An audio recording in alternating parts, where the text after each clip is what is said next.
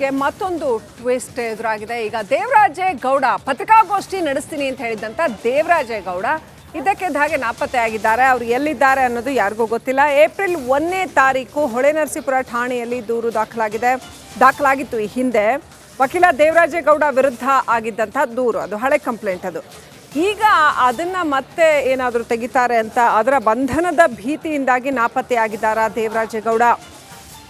Holenarasipura town ಠಾಣೆ ಪೊಲೀಸರು ಹುಡುಕಾಡ್ತಾ ಇದ್ದಾರೆ ದೇವರಾಜೇಗೌಡಗೋಸ್ಕರ. ಪತ್ರಿಕಾಗೋಷ್ಠಿ ನಡೆಸಿ ಎಲ್ಲ ಬಿಡುಗಡೆ ಮಾಡ್ತೀನಿ, ಇನ್ನಷ್ಟು ಮಾಹಿತಿ ಇದೆ ಬಿಡುಗಡೆ ಮಾಡ್ತೀನಿ ಅಂತ ಹೇಳಿದರು. ಆಮೇಲೆ ಅವ್ರ ಹತ್ರ ಏನು ಕಾಂಗ್ರೆಸ್ ಮುಖಂಡರುಗಳ ಜೊತೆ ಮಾತನಾಡಿರೋ ಆ ಟೇಪ್ ಇದೆ ಅಂತ ಹೇಳಿದರು. ಅದನ್ನು ಕೇಂದ್ರ ತನಿಖಾ ಸಂಸ್ಥೆಗೆ ಕೊಡ್ತೀನಿ ಅಂತ ಹೇಳಿದರು. ಅದೆಲ್ಲ ಮಾಡಿದ್ರಾ ಇಲ್ವಾ ಗೊತ್ತಿಲ್ಲ. ರಿಪಬ್ಲಿಕ್ ಕನ್ನಡದಲ್ಲಿ ನಿನ್ನೆ ಅಷ್ಟೇ ಮಾತನಾಡ್ತಾ ಇದ್ರು. ಆದರೆ ದೇವರಾಜೇಗೌಡ ಈಗ ಎಲ್ಲಿದ್ದಾರೆ, ಅವರು ದಿಢೀರಂತ ನಾಪತ್ತೆ ಆಗಿದ್ದಾರೆ ಅಂತ ಹೇಳಲಾಗಿದೆ. ಬಂಧನದ ಭೀತಿಯಿಂದಾಗಿ ನಾಪತ್ತೆ ಆಗಿದ್ದಾರಾ ಅನ್ನೋ ಪ್ರಶ್ನೆ ಎದ್ದಿದೆ. ಹೊಳೆನರಸೀಪುರ ಟೌನ್ ಸ್ಟೇಷನಲ್ಲಿ ಈಗ ಅವರ ವಿರುದ್ಧ ದಾಖಲಾಗಿರ್ತಕ್ಕಂಥ ಒಂದು ಪ್ರಕರಣ ಏನಿದೆ ಅದರ ವಿಚಾರವಾಗಿ ಪೊಲೀಸರು ತಮ್ಮನ್ನು ಬಂಧಿಸಬಹುದು ಅನ್ನೋ ಭೀತಿಯಿಂದಾಗಿ ಏನಾದರೂ ನಾಪತ್ತೆ ಆಗಿದ್ದಾರಾ ಅನ್ನೋ ಪ್ರಶ್ನೆ.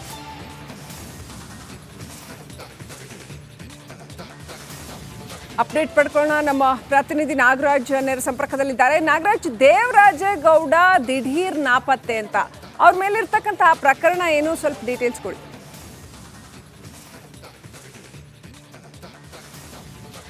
ಶ್ರೀಲಕ್ಷ್ಮಿ, ಏನು ಇವತ್ತು ಪತ್ರಿಕಾಗೋಷ್ಠಿ 11 ಗಂಟೆಗೆ ನಡೆಸ್ತೀನಿ ಅಂತೇಳಿ ವಕೀಲ ಮತ್ತು BJP ನಾಯಕರಾದಂಥ ದೇವರಾಜೇಗೌಡ ಪದೇ ಪದೇ ಹೇಳ್ತಾ ಇದ್ರು. ಈಗ ಮಧ್ಯಾಹ್ನದಿಂದ ದಿಢೀರ್ ನಾಪತ್ತೆ ಆಗಿರ್ತಕ್ಕಂಥದ್ದು. ಈ ನಾಪತ್ತೆಯಿಂದ ಅವರ ಬಂಧನ ಭೀತಿ ಇದೆಯಾ ಅನ್ನೋ ಒಂದು ಅನುಮಾನ ಶುರುವಾಗ್ತಾ ಇರ್ತಕ್ಕಂಥದ್ದು. ರಿಪಬ್ಲಿಕ್ ಕನ್ನಡಕ್ಕೆ ಸಿಗ್ತಾ ಇರೋ ಮಾಹಿತಿಗಳ ಪ್ರಕಾರ ಅವ್ರ ಮೇಲೆ ಏನು ಏಪ್ರಿಲ್ 1ನೇ ತಾರೀಕು ಹೊಳೆನರಸೀಪುರ ಟೌನ್ ನಡಿ ಈಗ ಶುರು ಮಾಡೋಣ.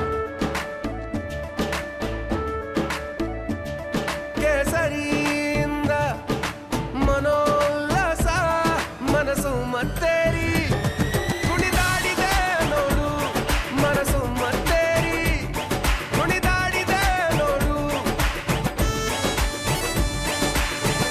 ಕ್ಷಣ ಕ್ಷಣವೂ ಆಚರಿಸಿ ಕೇಸರಿ ಹಬ್ಬ. ವಿಮಲ್ ಬಾಯಲ್ಲಿ ಹೇಳಿ ಕೇಸರಿ. ಠಾಣೆಯಲ್ಲಿ ಹನಿ ಟ್ರ್ಯಾಪ್ ಮತ್ತು ಲೈಂಗಿಕ ದೌರ್ಜನ್ಯಕ್ಕೆ ಸಂಬಂಧಿಸಿದಂತೆ ಒಂದು ಪ್ರಕರಣ ದಾಖಲಾಗಿತ್ತು. ಈ ಒಂದು ಪ್ರಕರಣಕ್ಕೆ ಸಂಬಂಧಿಸಿದಂತೆ ಅವರನ್ನು ಬಂಧನ ಮಾಡಲಿಕ್ಕೆ ಹೊಳೆನರಸೀಪುರ ಟೌನ್ ಠಾಣೆ ಪೊಲೀಸರು ಬೆಂಗಳೂರಿನಲ್ಲಿ ಬೀಡುಬಿಟ್ಟಿದ್ದಾರೆ. ಈ ಹಿನ್ನೆಲೆಯಲ್ಲಿ ದೇವರಾಜೇಗೌಡ ಅವರು ತಮ್ಮ 2 ಮೊಬೈಲ್ ನಂಬರ್ಗಳನ್ನು ಸ್ವಿಚ್ ಆಫ್ ಮಾಡಿಕೊಂಡು ನಾಪತ್ತೆಯಾಗಿದ್ದಾರೆ ಅನ್ನೋ ಮಾಹಿತಿಗಳು ಲಭ್ಯ ಆಗ್ತಾ ಇರ್ತಕ್ಕಂಥದ್ದು.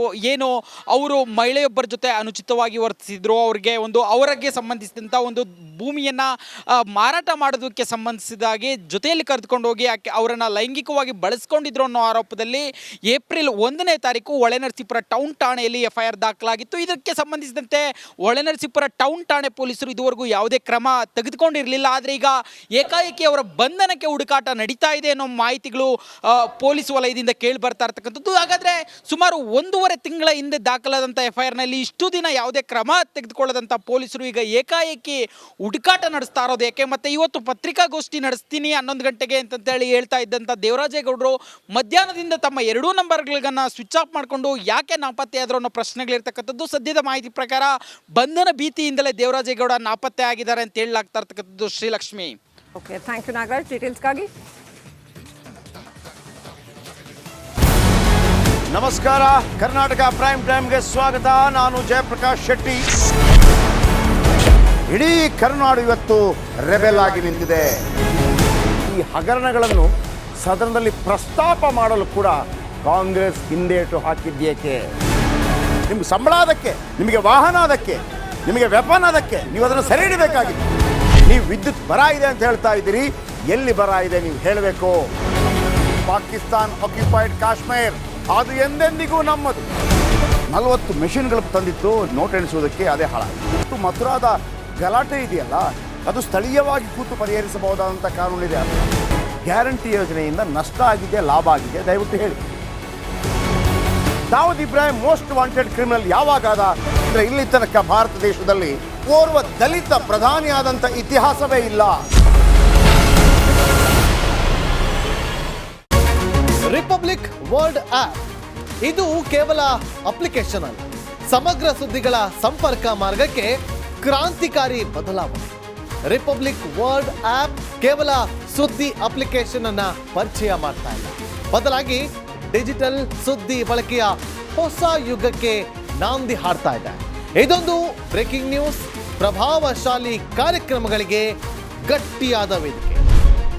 ರಿಪಬ್ಲಿಕ್ ವರ್ಡ್ ಅಪ್ಲಿಕೇಶನ್ ಈಗ ಲೈವ್ ಆಗಿದೆ. ಗೂಗಲ್ ಪ್ಲೇ ಸ್ಟೋರ್ ಮತ್ತು ಆಪಲ್ ಆಪ್ ಸ್ಟೋರ್ ಎರಡರಲ್ಲೂ ಲಭ್ಯವಿದೆ.